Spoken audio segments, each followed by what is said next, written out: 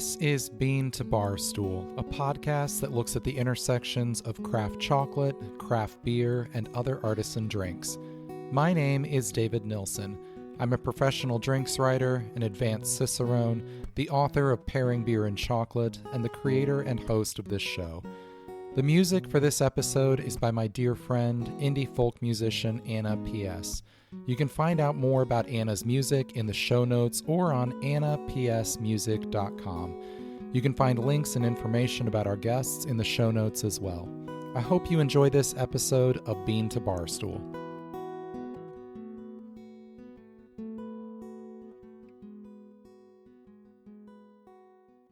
Hey everyone, welcome back to our Media Relations for Craft Chocolate Makers series. I've been a full-time food and beverage journalist for about a decade now, and my wife and business partner, Melinda Guerra, has been a freelance PR professional helping brands tell their stories and connect with media for even longer than that. And in this series, we'll be sharing what we've learned over our careers to help craft chocolate companies of any size identify their stories, communicate them to media members and outlets, gain new customers, and keep the ones you have curious. In part one of the series, we talked about why media relations is so important no matter the size of your chocolate business and why you need to have a strategy for this. In part two, we talked about making a story list for your company. In part three, we talked about how to begin building a media list. And in part four, we talked all about press releases, when to send them and when not to, what to include and leave out, who to send them to, all that good stuff. All of those are currently available to listen to, and there are corresponding blog posts on the site for each of those as well. In this episode, we're going to talk about fostering ongoing relationships with members of the media and how informal communication can be used to share story ideas and keep those media members informed of what you have going on so they can cover your stories. This is going to be looking more at earned media coverage rather than the types of news stories and announcements we talked about more in the press release episode. I want to talk a little bit about how stories come together for me as a freelance journalist, so you have a little better idea of how this half of that relationship operates. I think this will make the guidance I'm going to give you a little easier to have context for. One of my all-time favorite authors is Madeleine L'Engle. She's best known for the YA novel A Wrinkle in Time that probably a lot of you have read. She was a prolific author, though. She wrote children's books, young adult fiction, memoirs, nonfiction, and wrote dozens and dozens of titles. And she got asked at some point, how did she decide what her next book was going to be? When she finished one, how did she know what she was going to write next? And she gave the analogy of a cook in a kitchen who has multiple pots on the stove. And as they go throughout their day, they're cutting up vegetables or adding spices and dropping them into one pot or another. And when it comes time to actually finish dinner, whichever one is closest, that one gets finished for dinner and the others get moved to a later day in the week. So when she was working on a book idea, it wasn't just that she had one project she was working on. She was constantly adding ideas to different notebooks, different projects. And when it came time for her to start her next book, she took the one that was the closest to being ready, and she went ahead and put the work into polishing that book. This is a lot like how freelancing works for me.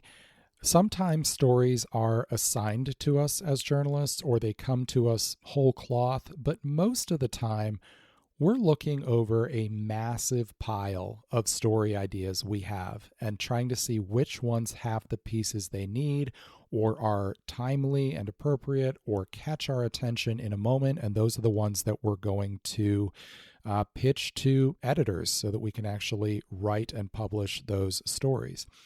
I am a maker of lists. I have notebooks full of lists. I have Google Docs with lists. I have spreadsheets that are filled with different ideas. And I have several documents that are just exclusively for potential story ideas I could explore. I have a lot of story ideas, dozens and dozens, that need more examples to go with them before they'll be ready for me to actually pitch them. Single producer stories happen. That's where I'm writing a story about a chocolate maker or a brewery, something of that nature, but they aren't super common, especially not anymore. More often, our articles are looking at multiple sources. We're covering a trend, not in a gimmicky way, but examining how something within a given food or drink segment is done, or how different people are doing it, new ways to do things, ways ingredients are used, things like that.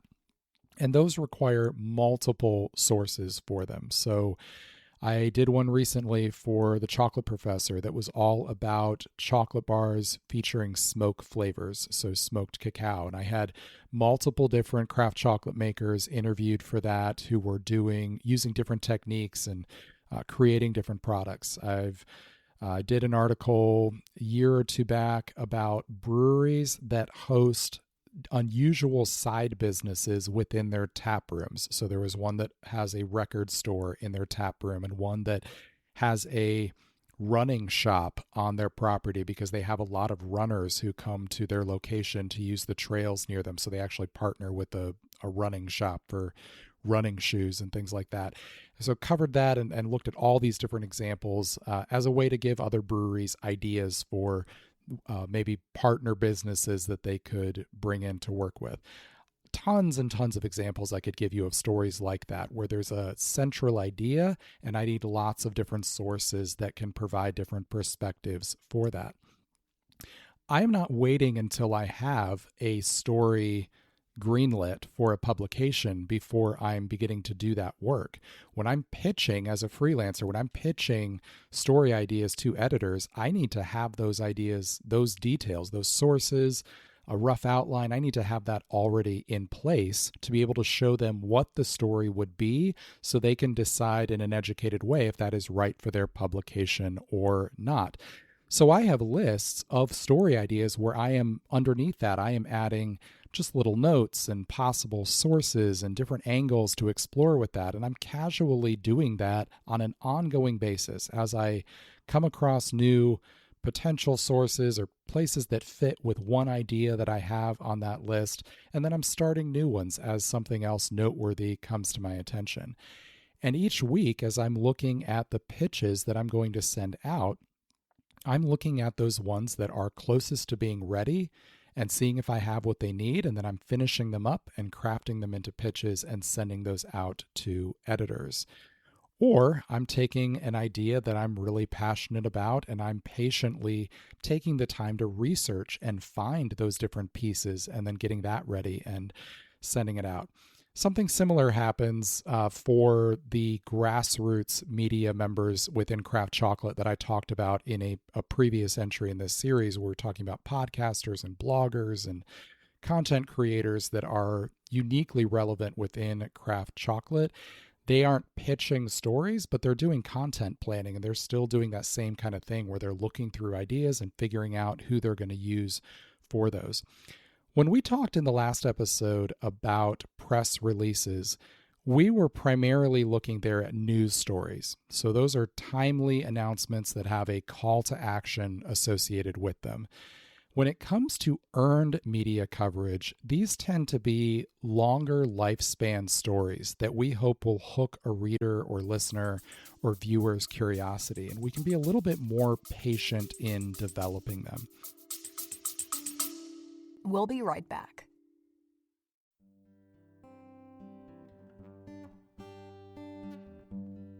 Hey everyone, Final Gravity issue 13 is now available in the Bean to Barstool shop. This new issue of our zine telling personal, human-centered stories from the world of beer is full of great articles, including Anaïs Lecoq's profile of French brewery Fauve and their work with local artists, Alicia Miranda's account of the growth of Puerto Rico's craft beer scene, Melinda Guerra's look at breweries and bars that are using bathrooms as unlikely spaces for providing information, supplies, and encouragement to those who need them, and more. We believe passionately in this project, and if you believe the story of beer is ultimately a story about people and relationships, we think you'll love Final Gravity. You can order the issue or subscribe from our shop on beantobarstool.com, or support us by subscribing on Patreon at patreon.com/beantobarstoolzines. Cheers.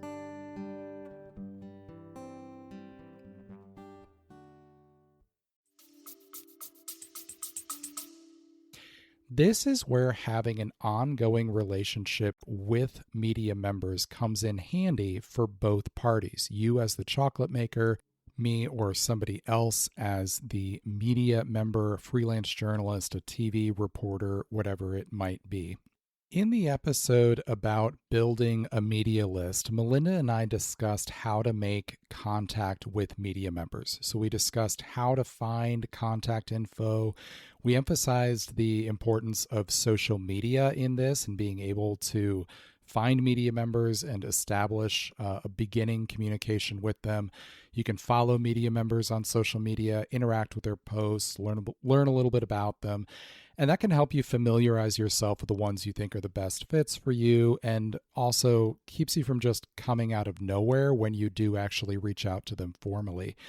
When you do that, you'll recall you're keeping it personal and brief, and it can always be helpful to share what you've appreciated about their work. If you read an article and enjoyed it, drop that journalist a line and let them know and introduce yourself. Once that communication is initiated, you now have an ongoing open line of dialogue, and you can send along low pressure, longer lifespan story ideas in a little bit more informal way. Press releases can be great, and they don't have to be intimidating, as we discussed in the last episode, but they also have limited applications. So what do you do with all those story ideas you created on your story list that you brainstormed that we talked about a few episodes back? Most of those are not going to fit for a press release. You'll recall press releases are looking at some kind of timely news story, an event, an announcement. There's some kind of call to action associated with them. The majority of the story ideas that are on your story list are not applicable there. So what do you do with those? How do you communicate those to media members? As a freelance journalist, one thing I wish more folks in food and beverage felt comfortable doing is sending me informal communication, letting me know about their story ideas and what's coming down the road. This does not need to be a formatted press release or even a super formatted professional email. Just something, a brewery could email me and say, "Hey, David, not sure what stories you're working on right now, but here's a few ideas if you're interested. Here's some products we have coming up. Here's something outside the brewery that one of our staff members has gotten involved in. Here's a nonprofit we've started working with. Hop Harvest is coming up. Not sure if you want to piggyback with us on anything related to hop selection or wet hops or, whatever it might be." And they might send a series of ideas there. That email takes 60 seconds to write and less than that for me to read. It's respectful of both of our times, but it gives me a list of ideas I can scan and say, yeah, I can't do anything with that right now. Can't do anything with that. That's interesting. I might have a place for that particular idea. And then in that email, they can say, if you want to follow up on any of these, I can get you in touch with whoever at the brewery you need to talk to. Love to work with you, whatever it might be. Obviously, the better and more consistent ongoing relationship you have with a media member, the more casual you're able to be about this. The first time you do something like this after establishing initial communication with a journalist or other media member, I would recommend selecting a handful, maybe 4 to 6 high-level story ideas that might get their attention. And then going forward, you can share others as they come up or just periodically bundle some of those and send them over. Some of the same guidelines apply that we've talked about in the previous episodes about keeping things very brief and being respectful of the media member's time. But once we know each other, I would love for more chocolate makers and brewers and other producers to send me ideas as they have them. Info about new and upcoming products, collaborations they're working on, longer term or even historical story ideas that maybe aren't about anything related to commerce. We discovered a new historical detail about our building. We've been playing around with a new ingredient, and this is the story about where we're getting that from and why it's significant to us, whatever it might be.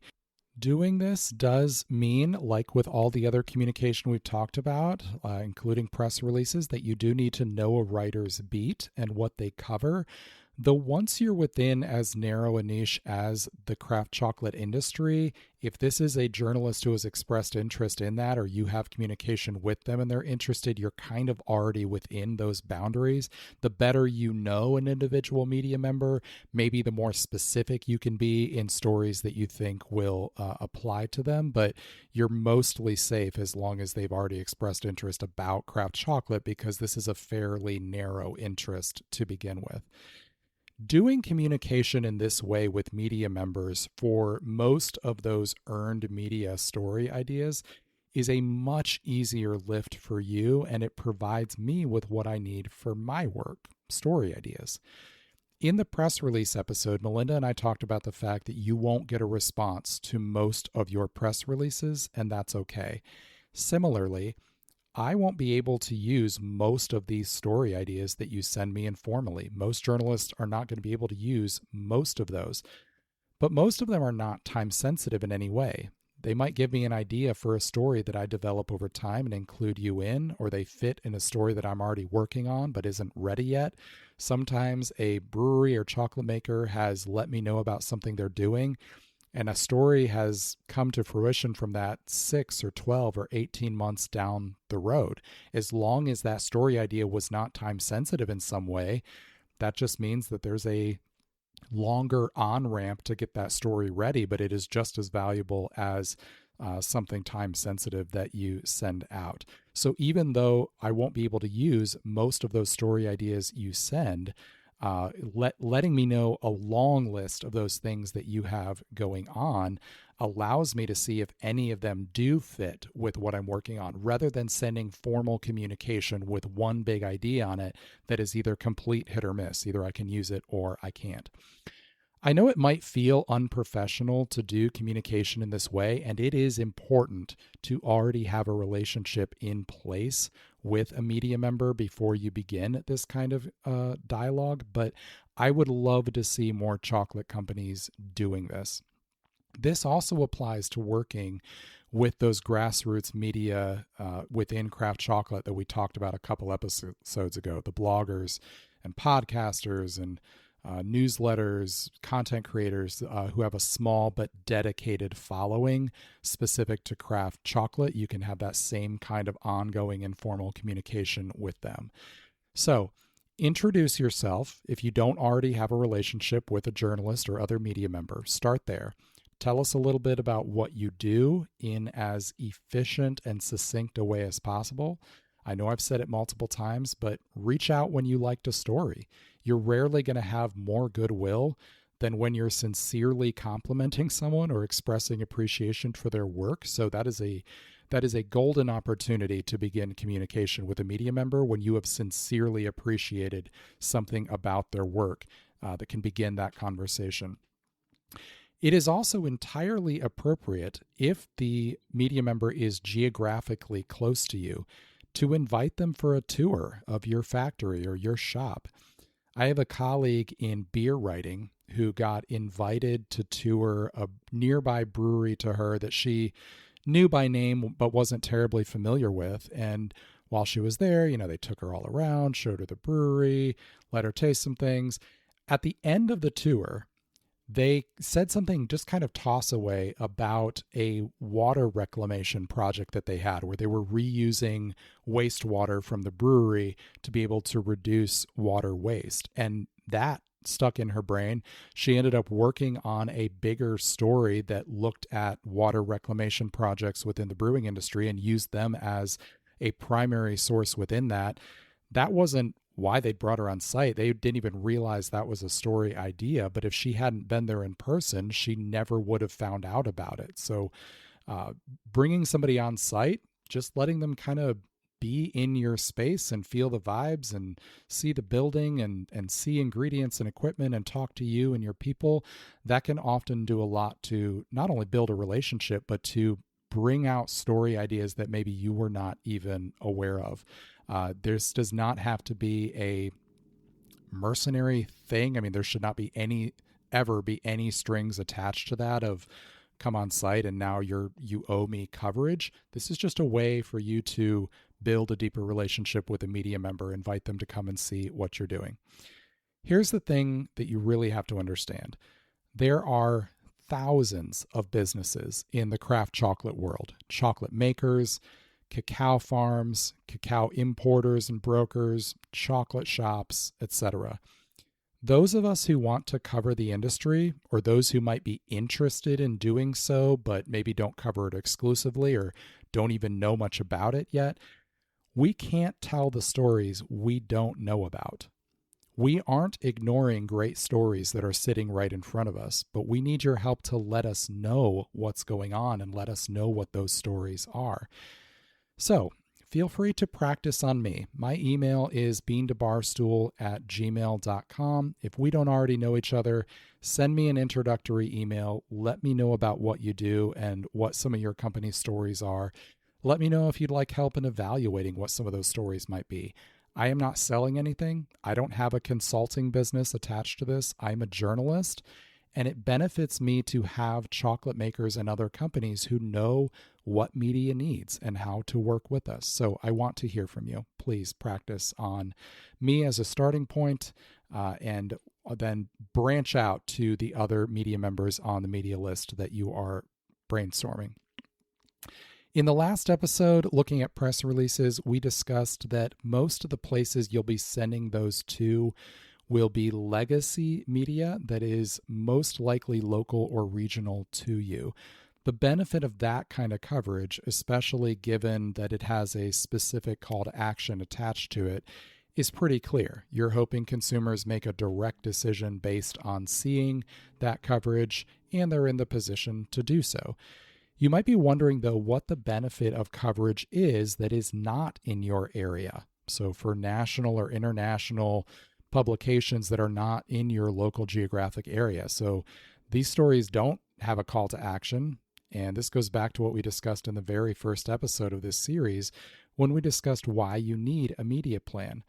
Sales are the goal of your business, but stories are the paths that will lead current and potential customers to that goal.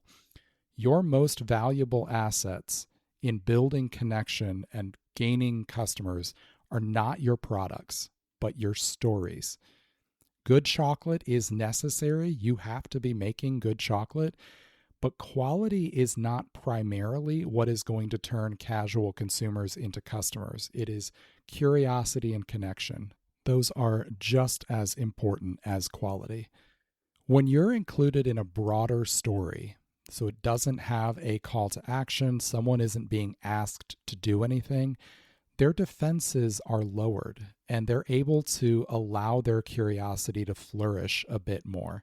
So even though that article in a national or even an international publication isn't encouraging someone directly to purchase from you, and they likely aren't in a position to come to your event or shop physically, there are a couple ways that story can still help you.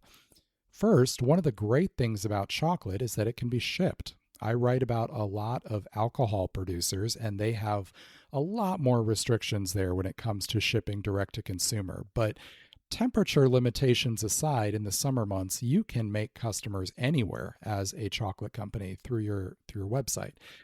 Second, though, if you get coverage in a major publication, you can use that article in your own marketing to your direct customer base. Share it in your newsletter or on social media to show your local fans or your existing fans, wherever they may be, who else has taken notice of you. Give them some pride and ownership in the fact that you've gotten this attention from a broader, a bigger publication, from somebody outside of your immediate area. Depending on the significance of the coverage, you can even share that with your local news or local websites or social media pages covering your area who might want to highlight that to their local audience to say, hey, here's a local business that is getting some big scale attention, and that can drive local attention as well. This is also part of the main value of winning chocolate awards. We can debate if the awards themselves mean anything. I think they do with caveats, but sharing them with local media who can then share that with your local audience and bring you some attention to show that you have been decorated from this national or international organization that is vetting the quality of craft chocolate, that can be really beneficial to use with your immediate customer base as a way to demonstrate that, of course you think we're good, you're already buying our chocolate, but check out what somebody else said about us and that we've won this award, and that can drive some renewed attention. Melinda and I are going to talk more in the next and final episode in this series about what to do after you've gotten media coverage to maximize the benefit that you can get from that. But in summary, begin relationships with media members and then feel free to send more informal communication about story ideas, things you have going on or coming up, etc. Still be respectful of this fellow professional's time, but don't feel the pressure to be hyper professional and formatted and formal in that kind of ongoing communication. We need stories. You have stories. We just need you to let us know about them. I hope this has been a helpful episode. As always, if you have any questions, please send those my way. You can direct message me on Instagram at beantobarstool. Email me, beantobarstool@gmail.com. In the next episode, in addition to talking about what to do after you've gotten media coverage, Melinda and I are also going to talk about some very common pitfalls in media relations, and we would love to also be able to answer any questions that have come up in the course of this series. So please let us know if there's anything you'd like us to be able to address in that episode. Thanks so much for listening to Bean to Barstool. I hope you've enjoyed this episode. Cheers.